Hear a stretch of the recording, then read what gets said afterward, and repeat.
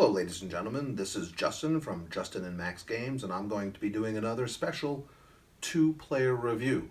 Games that do they work at two players? So, in this game that I'm going to be reviewing today is Prehistory.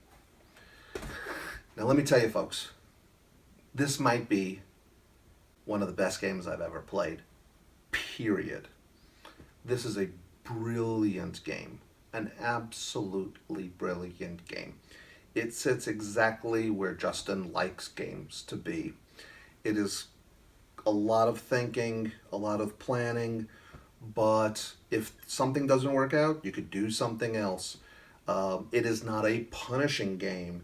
It's a little bit of trying to grab things in different places, and if you have the right resources and if someone else doesn't grab it before you, the mechanisms in this game are absolutely fantastic. The last time that I came by a game that really just reinvigorated my passion for board games, and that's what this game did for me. This reinvigorated my passion for board games. You might have remembered I did a review for Keeper, which absolutely floored me. Best of the Key series by far. I know a lot of people say about, is it Keyflower or whatever? Keeper is the best in that genre, in my opinion, again. Nonetheless, so I didn't even know about this game. I was getting a lot of games with my wife. We were doing sort of the Black Friday sales. We were looking at different stores online, and I saw this game, and it was on not super sale, but decent enough. And then I started to. I hadn't. It was just not on my radar. I started looking at images of the game, and I watched a quick playthrough of the game, and I was just intrigued. I said, "Yeah, definitely, I'm going to get this game." I didn't know what I was in for. Now, the first time through, the order of operations, the clarity of what you're supposed to do in setting up, none of that is entirely clear the first time. Now, I have to admit, the rule book is pretty good. Not my absolute favorite rule book. I would give it sort of maybe a B plus or something. Being a teacher, I always grade things. One of the most fascinating things about this game, see, now I'm really getting into it, is the fact that you have to think so much about what you're doing on this main board. Are you going to paint, do some rock paintings? Are you going to try to gather some resources, which tends to be one of the easiest things to do in the game, but it's a slow build-up if you get the right things. Are you going to dance at a ceremony in order to get some endgame scoring cards that give you a direction strategically, but don't really give you that much of a benefit right now? Are you going to go fishing, which can be a good ongoing benefit, giving you something all of the time? Are you going to hunt, which is going to give you, again, some short-term bonuses, but some long-time bonuses if you could really march them up? Are you going to send more of your own clan out onto the board? See, that's the thing. There is so much to think about here, and so much interesting things to do here. And then all of a sudden, now there's a whole other game of exploration and area control and sending out people on your tents. And once you get out a person on your tent, you're going to get a person back here, and then you want to send that person out at one of your tents to gain some more things. The seasons, which at first I thought was going to be confusing, like there's spring, summer, fall, winter.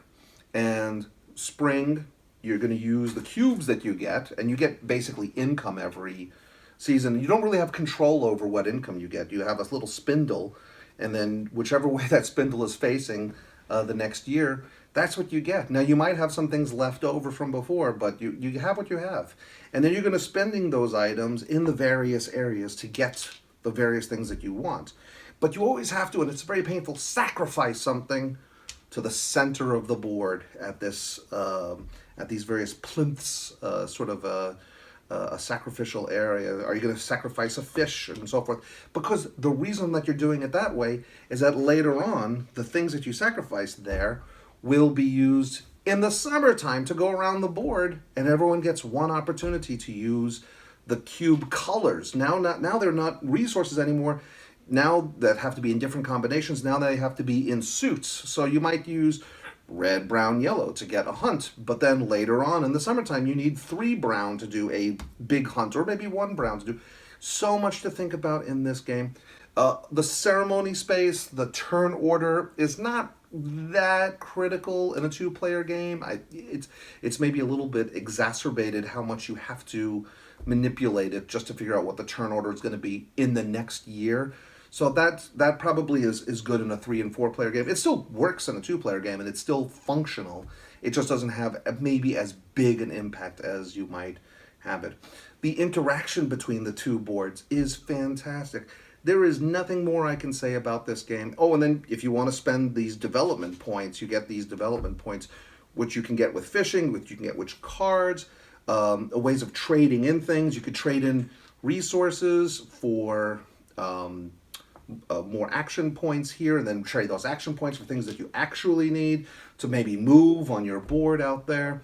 It's great when you can really do a combo. It's a different kind of combo than in card games where you have like 6 cards and they all kind of work together. Here it's more or less you kind of getting actions that all of a sudden give you a nice big boost. Oh, you painted something and it touched a couple other paintings. Now you get a couple of action cubes that you could use subsequently, or perhaps you got a couple of things out in you're gathering various fruits and eggs and things like this, and now that gives you a bonus.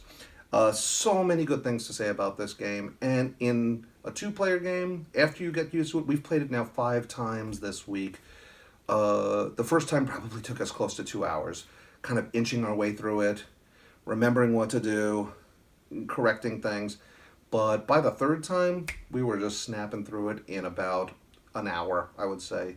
And this last game felt like it was probably under an hour. So I can't remember what it says on the box in terms of time. It says 30 minutes per player.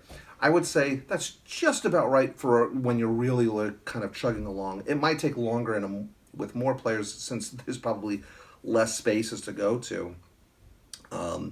There's one thing that I have to keep on reminding me, even after 5 plays, I always forget that there's this little thing that occurs after summer, but before the fall, the autumn event, which is you get the fishing ongoing bonuses. Every time I play this game, my wife keeps on saying, "Oh, don't forget, don't we get the fishing bonuses and so forth?" But otherwise, I can't recommend this more. It's as close to a perfect game that I've played in my collection, and you can see I've played a lot.